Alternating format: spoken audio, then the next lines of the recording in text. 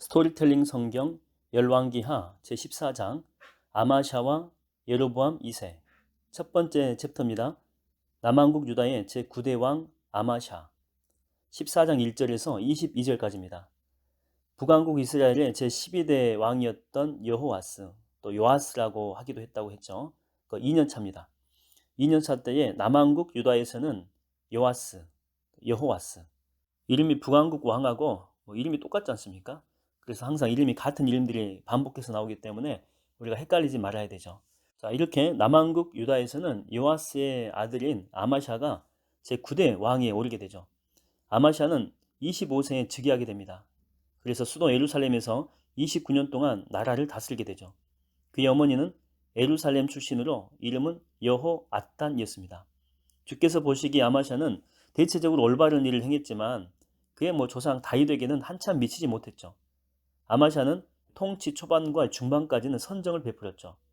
그러나 우상 숭배의 근거지인 산당을 없애지는 않았습니다. 또한 이 통치 후반에 이를 때는 나라가 부강해지거든요. 그때는 초심의 마음을 잃어버리고 교만해져서 에돔의 우상을 숭배하고 선지자들의 책망을 배척하고 무시하게 됩니다.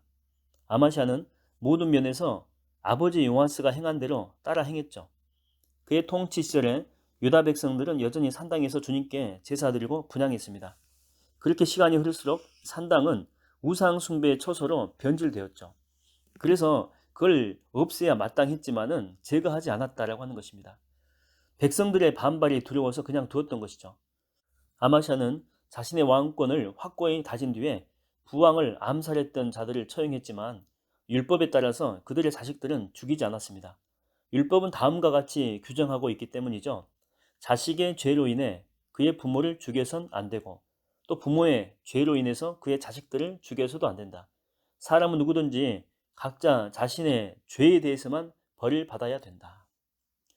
어느 시기에 유다 남방에 위치한 에돔 족속이 대군을 이끌고 유다를 침공하게 됩니다.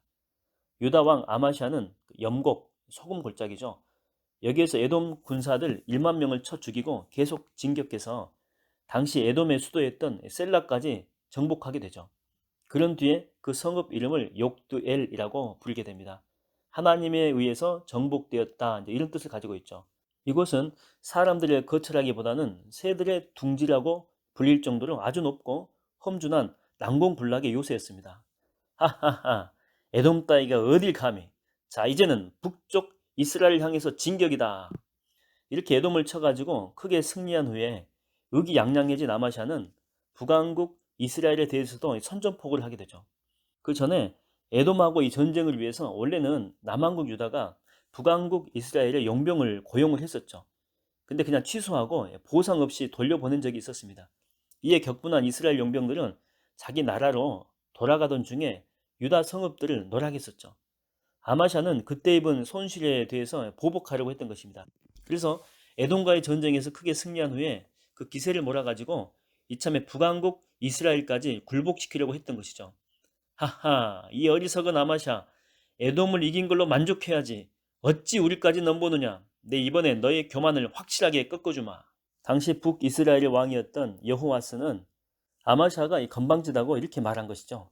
전쟁의 결과는 북왕국 이스라엘의 승리였고 남왕국 유다의 패배였습니다.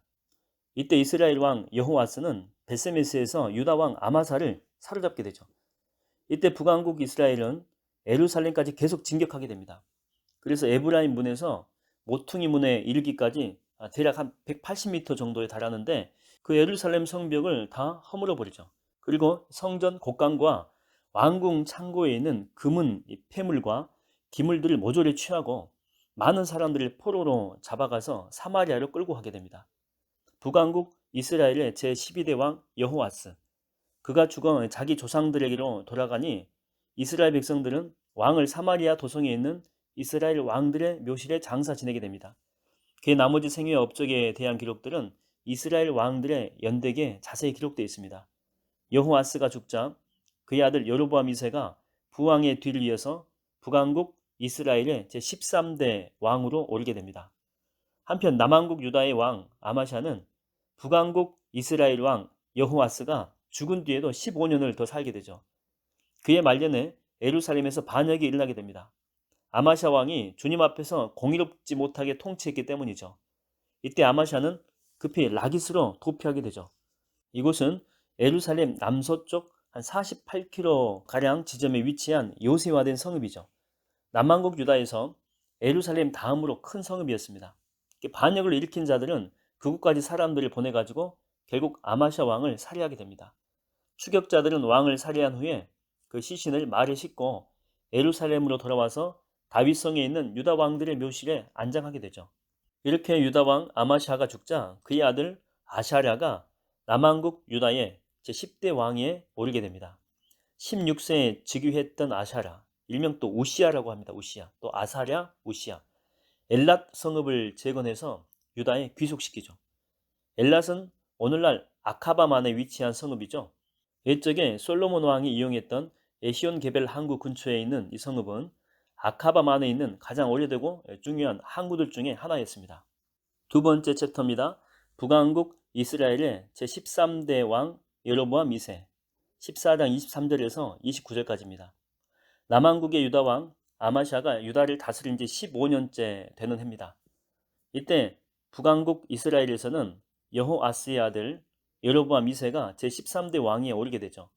여로보암은 일찍부터 왕위에 올라서 부왕이었던 여호아스와 함께 나라를 공동 통치했죠. 그가 수도 사마리아에서 다스린 그 전체 횟수는 그래서 도합 41년이나 된 것입니다. 북왕국 이스라엘의 제13대 왕 여로보암 2세. 그도 하나님 보시기에 악한 일을 많이 행했죠. 건국자였던 여로보암의 길을 쫓아서 우상 숭배의 죄에서 돌이키지 않았던 것입니다. 하지만 그는 북왕국 이스라엘 역사상 가장 강력하고 유능한 왕이었죠. 여러 전쟁에서 거듭 승리해서 국경을 한층 넓힌 것입니다. 곧 북쪽의 하맛 어귀에서부터 남쪽의 아라바 바다에 이르기까지 이스라엘의 옛 영토를 전부 회복한 것이죠. 하맛 어귀는 수리아, 오늘날의 시리아죠. 수도 다마스쿠스 북방 한 80km가량 떨어진 레바논 산맥지대죠. 또 밑에 있는 아라바 바다는 갈릴리 호수로부터 사해에 이르기까지 요단 계곡을 따라서 좌우 양쪽에 펼쳐져 있는 저지대 광야에서 여기에서부터 아카바만, 어귀에 이르는 지역입니다. 이같이 넓은 영토는 다윗과 솔로몬 시대의 그 영토를 연상케 합니다. 이처럼 여로보암 2세가 나라를 통치하던 40여 년 동안 북왕국 이스라엘은 최대의 번영과 풍요를 구가하며 태평성대를 누리게 되죠. 하지만 그처럼 화려한 부요와 번영의 이면에는 우상 숭배로 말미암는 종교적 타락과 또 여러 사회적 부패, 또 도덕적 문란이 또아리를 틀고 있었죠. 빈부의 격차는 심해지고 빈민들은 생존을 위해서 고리대금을 빌려야 됐고 또 거듭된 가뭄과 흉작은 민심을 흉흉하게 만들었습니다. 경제적인 번영으로 호사를 누리는 사람들은 부자, 권력자, 또 귀족들, 또 지도자층과 관리들 뿐이었죠. 이처럼 영적으로 혼잡하고 도덕적으로 타락한 북왕국 이스라엘의 회개와 회복을 위해서 하나님의 선지자들이 출현하게 되죠. 이때 활동했던 사람이 요나, 또 아모스, 호세아가 대표적인 선지자였죠. 특히 아모스 선지자는 왕국 안에서 벌어지는 사회적인 해이, 또 도덕적 타락, 경제적 불평등에 대해서 주로 지도층을 향해서 호되게 꾸짖고 비판했죠. 이 시기에 남왕국 유다에서는 미가 이사야 선지자가 활동하게 됩니다. 북왕국 이스라엘의 제13대 왕인 여로보암 2세가 죽자 백성들은 왕을 그의 조상들과 함께 이스라엘 왕들의 묘실에 안장하게 됩니다. 여로보암 2세의 나머지 생애와 업적에 대한 기록은 이스라엘 왕들의 궁중일지인 이스라엘 왕 연대기에 자세히 기록되어 있습니다. 이후 여로보암 2세의 아들이었던 스가랴가 부왕의 뒤를 이어서 북왕국 이스라엘의 제14대 왕위에 오르게 됩니다.